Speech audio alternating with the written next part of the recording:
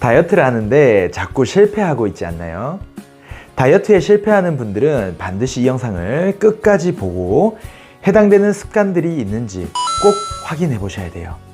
다른 걸 아무리 잘한다고 하더라도 이 세 가지 습관을 끊지 못하면 효과가 떨어져서 결국 실패하게 되는 거예요.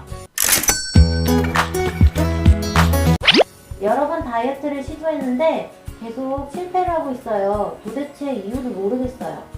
다이어트를 실패했다고 하면 여러 가지 이유가 있겠지만 제가 환자분들을 봤을 때 다른 노력들은 열심히 하면서 결국 효과를 떨어지게 만드는 습관들이 분명히 있어요.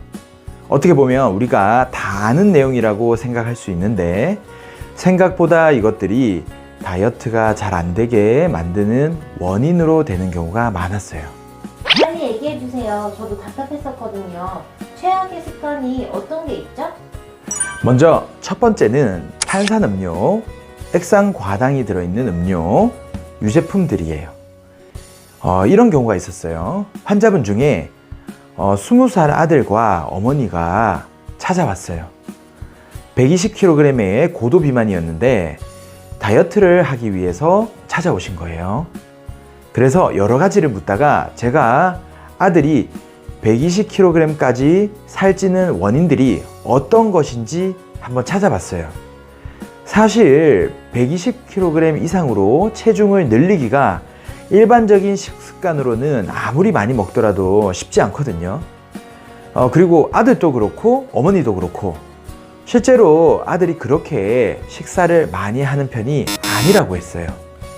어머니도 객관적으로 봐도 아들이 120kg으로 될 만큼 많이 먹는 편이 아니라고 여러 번 얘기하셨고요. 그래서 제가 여러 가지를 물어보다가 원인을 발견했어요. 어떤 원인이었나요? 궁금하네요. 바로 에너지 음료였어요.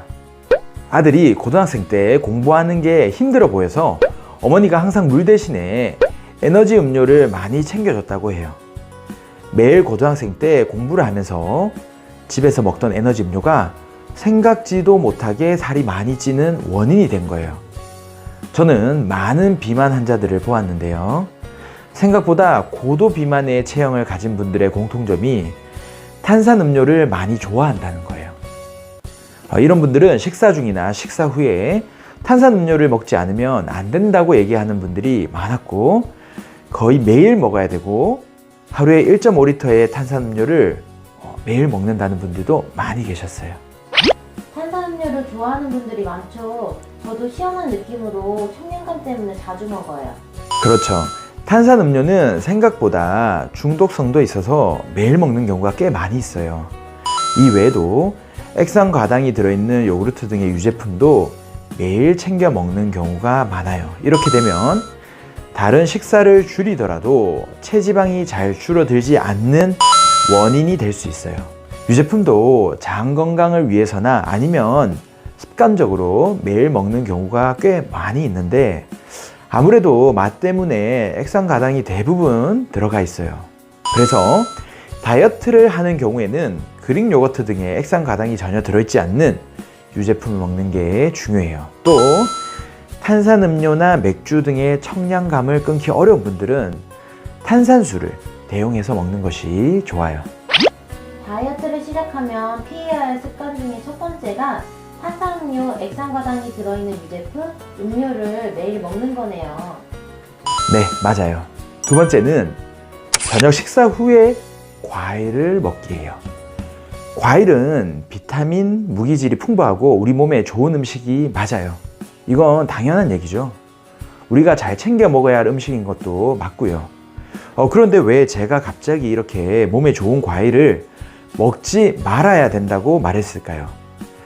다시 말씀드리면 이해가 되실 텐데 저녁 식사 후에 먹는 과일을 피해야 한다는 거예요.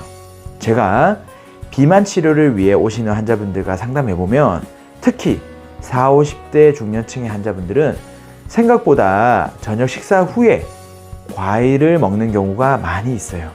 언제 먹는다고요? 바로 저녁 식사 후에 과일을 많이 먹는 거예요. 건강을 생각하여 가족들에게 과일을 내주고 TV를 보면서 도란도란 얘기하면서 생각보다 많은 양의 과일을 먹게 되는 거죠. 식사 후에 먹는 과일은 안 그래도 식사를 해서 올라간 혈당을 더 빨리 끌어올리고 내장 지방이 생기는 원인이 돼요. 쉽게 말해서 뱃살이 찌는 원인이 되는 거죠. 저도 저녁 식사 후에 과일을 잘 챙겨 먹어요. 밥 먹고 나서 밥에 과일에 따로 있다고 얘기하면서 밥 먹고 나서도 과일을 많이 먹었네요. 그래서 살이 잘 안 빠졌나 봐요. 우리가 미처 생각 못했던 내용이죠. 그럼 과일은 언제 먹으면 좋은가 하면 차라리 식사 전에 미리 먹으면 더 좋고요. 왜냐하면 과일로 인해 포만감 때문에 탄수화물의 섭취량을 함께 조절되는 효과가 있어요. 그리고 또 저녁보다는 아침이나 낮에 먹을 수 있으면 더 좋고요. 식사를 충분히 하고 바로 그 뒤에 과일을 또 많이 먹는 거는 다이어트에도 혈당에도 썩 좋지 않아요.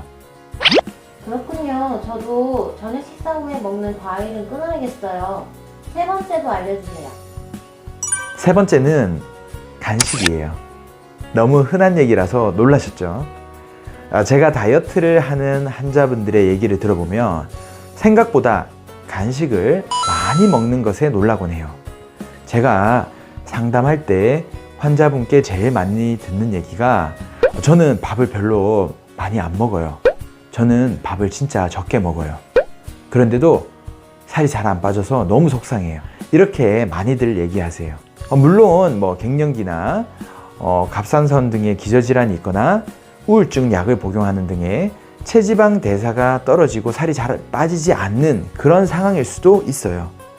하지만 좀 더 얘기를 해보면 생각보다 식사보다는 간식이나 주전부리, 음료를 수시로 먹는 경우가 너무 많이 있었어요. 식사는 적게 하더라도 계속해서 혈당을 올리는 간식들을 끊임없이 먹는 거죠. 그러면 아무리 식사를 적게 한다 하더라도 체지방 대사가 일어나기는 어렵겠죠. 저는 다이어트를 할 때 오히려 하루에 2끼 내지는 가볍게 3끼를 규칙적으로 식사를 하도록 설명을 해요. 왜냐하면 대부분의 비만이신 환자분들의 식습관 패턴을 보면 일단 다이어트를 해야 된다는 생각에 식사를 잘 안 하려고 하는 경우가 많아요. 하지만 그렇게 참다 보면 식욕은 더 폭발하게 되고 식사를 적게 먹거나 건너뛰는 대신에 간식이나 야식으로 더 많이 채우는 경우가 꽤 있었어요. 그래서 다이어트를 위해서, 건강을 위해서도 정해진 시간에 규칙적으로 적은 양의 식사를 먹는 것이 오히려 식욕을 조절할 수 있고 건강에도 좋은 다이어트를 꾸준히 할 수 있는 방법이에요. 세 번째는 간식이네요. 저도 반성을 하게 되네요. 괜히 다이어트 한다고 식사는 제대로 안 하고 결국 허기가 지고 식욕이 더 올라서 이것저것 결국 더 살찌는 음식으로 먹어버리는 것 같아요. 항상 다이어트는 꾸준히 할 수 있는 방법으로 해야 돼요. 그러려면 건강한 방법으로 하는 것이 중요하고요. 평생 할 수 있는 방법으로 하는 것이 또 중요해요. 어떤 것을 무조건 먹지 말아야 된다보다는 먹더라도 양을 조절할 수 있는 방법이 좀 더 현실적인 거고요. 오늘 이 시간에 우리가 익히 알고 있지만 다이어트를 실패하게 만드는 생각보다 심한 최악의 습관 3가지를 알아봤어요. 내용이 유용하셨다면 구독과 좋아요를 눌러주시고 알람 설정까지 해놓으시면 앞으로도 유용한 건강 지식을 빨리 받아보실 수 있을 거예요. 다음에 또 만나요. 안녕.